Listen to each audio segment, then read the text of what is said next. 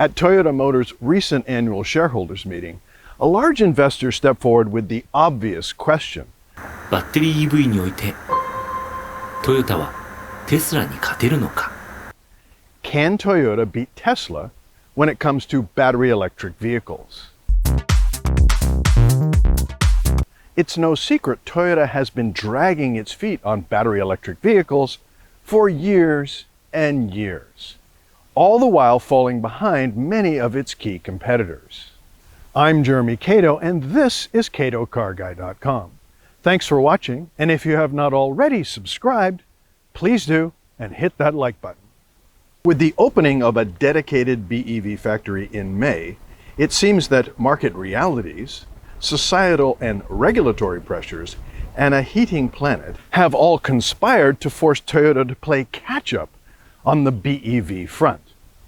Playing catch-up means catching Tesla, the global EV leader, the world's most profitable car company, and the second most profitable automaker behind Ferrari on a per-unit basis.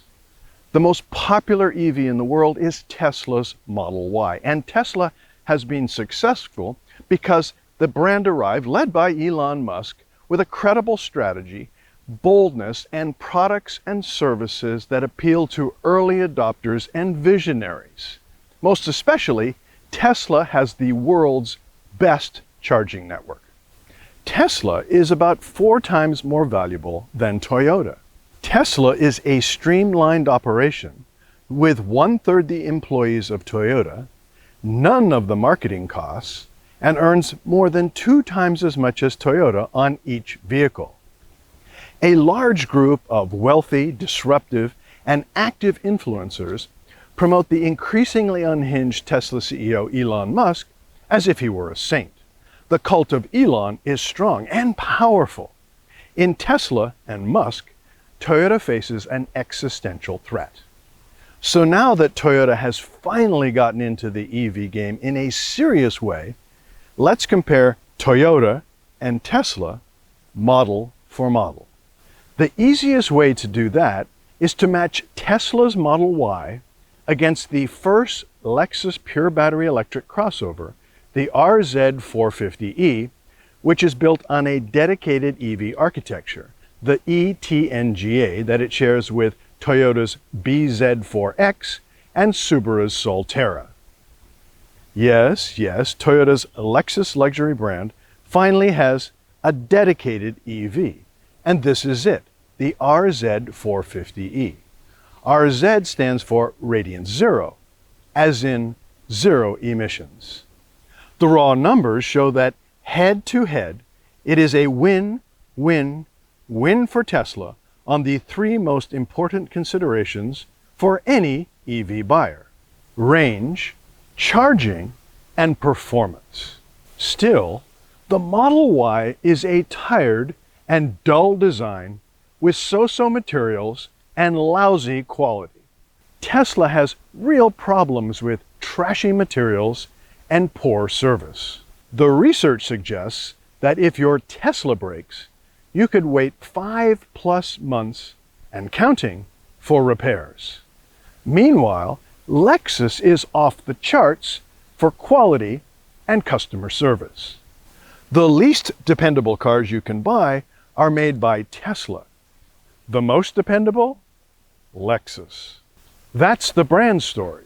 Now let's turn to the cars themselves on a model-for-model basis. The Model Y versus the RZ, this new RZ from Lexus. That means we are comparing the RX 450e Signature at about $68,000 to the Model Y Long Range at about just under $70,000.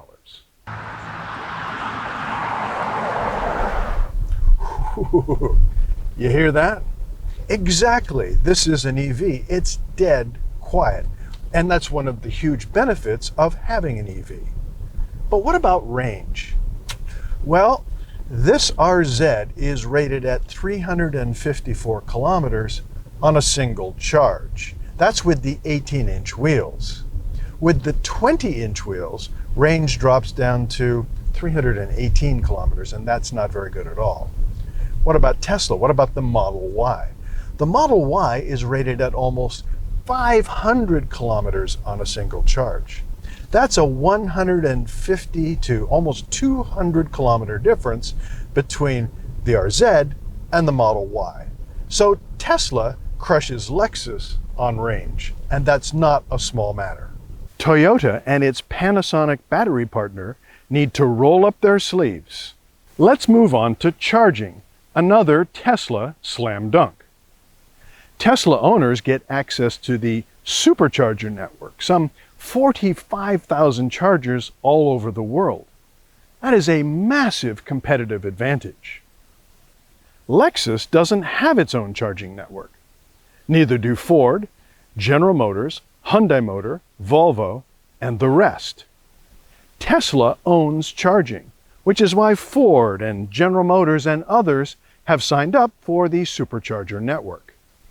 Moreover, you can charge your Tesla Model Y much faster than this Lexus using the supercharger network.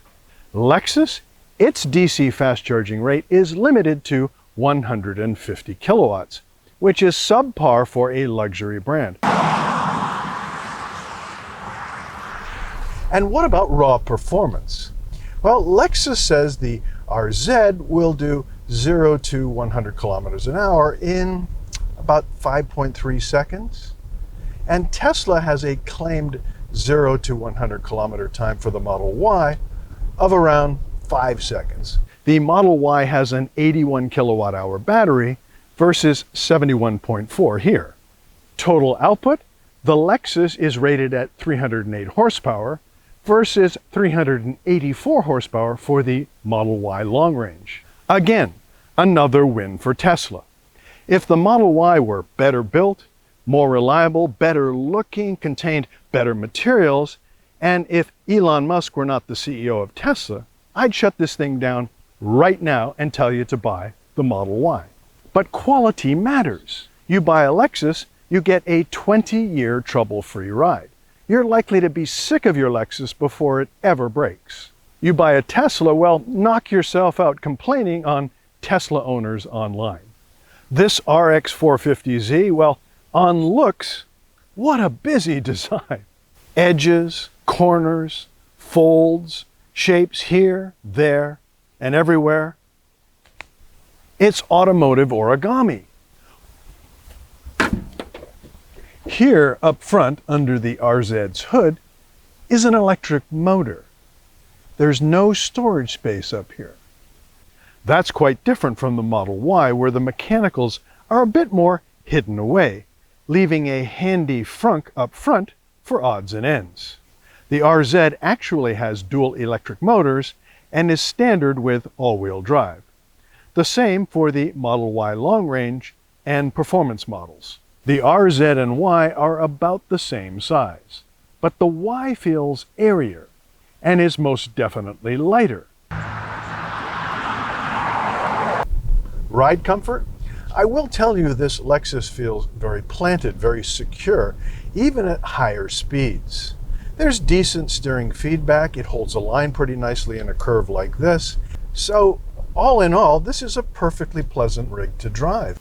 The RZ has quite a bit of usable cargo space. Yes, the seats fold flat for useful hauling, and there is a tub below the load floor for extra storage. In fact, the Lexus bests the Y for pure cargo space. However, the Model Y can be upgraded to a 7-seater with little jumpers at the very back. With all the back seats folded flat, the Y is a nice little panel truck. The Y's cabin is tired and boring, with an absurdly placed flat screen slapped on like your Uncle Phil engineered it after knocking back a six-pack. The materials look and feel cheap. The seats are only slightly more comfortable than a park bench. This RZ feels the exact opposite, a little overstuffed, a little overwrought. But the materials are superb, and the build quality is just about perfect. A standard 14-inch touchscreen has beautiful resolution and over-the-air updates just like the Y. The driver display is tiny at 7 inches and barely customizable. The seats are outstanding, comfortable, and wildly adjustable. The dial-style shifter for the one-speed transmission is handsome, functional, and it saves space. There is decent storage space under here and here, but there's no glove box. No glove box. There is a charging dock for your phone and various ports. As you can see, there's plenty of room back here, and there's no hump on the floor, so legroom is terrific.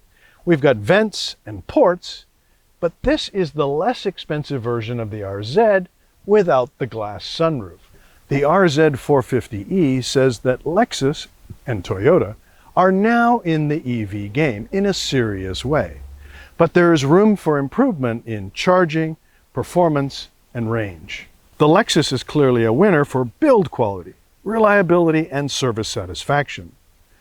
Tesla remains the benchmark for EVs. The competition isn't standing still, however, as the RZ450e demonstrates. If you're shopping, well, Toyota is a stable and rich company led by sane, conservative car makers. Tesla?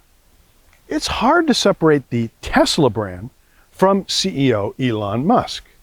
So despite its shortcomings, I'll take the RZ over the Y. Thanks for watching. I'm Jeremy Cato, and this is CatoCarGuy.com. See you next time.